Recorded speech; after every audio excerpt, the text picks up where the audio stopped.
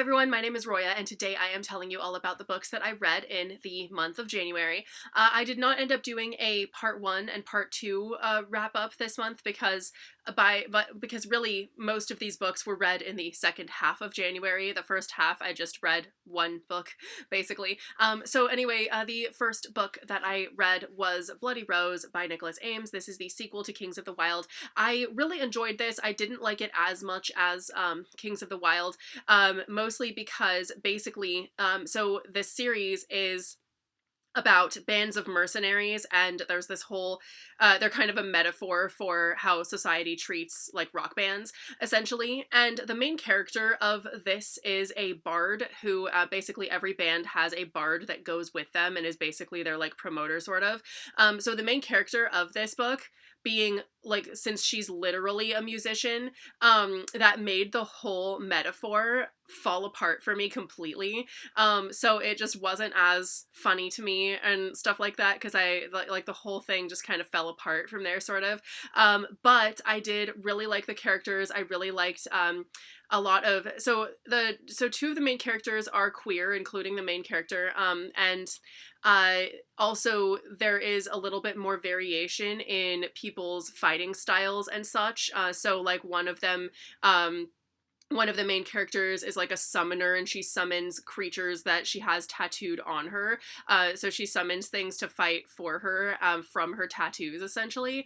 And then another one is like a shapeshifter and stuff like that. So there's more actual variation in types of like people in the band, rather than just, look, I have a sword or whatever it is. And I did also think that the witty banter and stuff was still very on point, almost as much as the first book, but it just wasn't quite as amusing to me, since the whole allegory for rock bands sort of fell apart and it wasn't as funny. But I really enjoyed it, and I thought there was still some really good commentary on that there. It just kind of wasn't as good as the first one. Then I read the Evermore Chronicles by Emily R. King, Before the Broken Star, Into the Hourglass, and Ever After Song.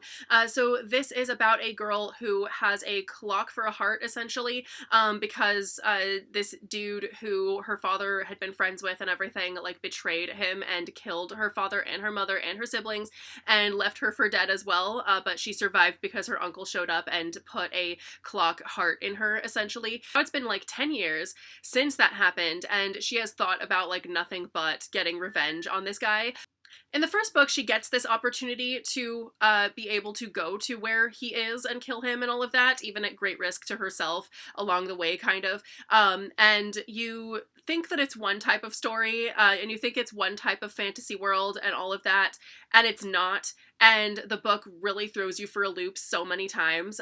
It doesn't even really give you an opportunity to predict what's going on, because it doesn't even give you a chance to think like something's fishy about this, or like you figure out that things are not what they seem along with the character, basically. And I thought that worked really well. So there were things that happened where I was suddenly like, what? Are you kidding me? Because there was no preamble whatsoever, like nothing leading up to it. And that happened so many times. Everything that happened in this book was completely unexpected. Unfortunately, I felt like the other two books in the series lost that. There wasn't as much stuff. I mean, yes, things got further explained in the book, but there was nothing left to totally throw you for a loop and make you just jar you out of what you think the story is like anymore after that. But overall, good series, held up really well, but I thought that the vast majority of what I liked about it was in the first book, so I was kind of like bummed reading the last two. But anyway. Next, Sorcery of Thorns. This is a book about a girl who basically is an orphan, and she grew up in a magical library with magical books, and then some stuff happens and she has to go and live in this like sorcerer's library and basically stop this bad guy, etc., etc. So this was a really interesting book. I thought it was really unique in a lot of ways. I really liked the magic system and the the magical books and everything. Like, it worked really well, but overall I felt like there could have been a little bit more character depth, and there were also some plot holes there too, like some things. So there was like one part where, for instance, a character dies, and the other characters go through this whole grieving process of like, oh no, what are we gonna do without this person? And it's like so sad, but then they bring him back just like it's Tuesday, like whatever, like it's not even a big deal. Like they knew all along that they could do that essentially. So I thought that that was really weird. But so then later in the book, when the character actually does die, it's a little bit lost on me, sort of, because he already died and got brought back. So it could have been like a lot sadder if he hadn't already died and gotten brought back at one point.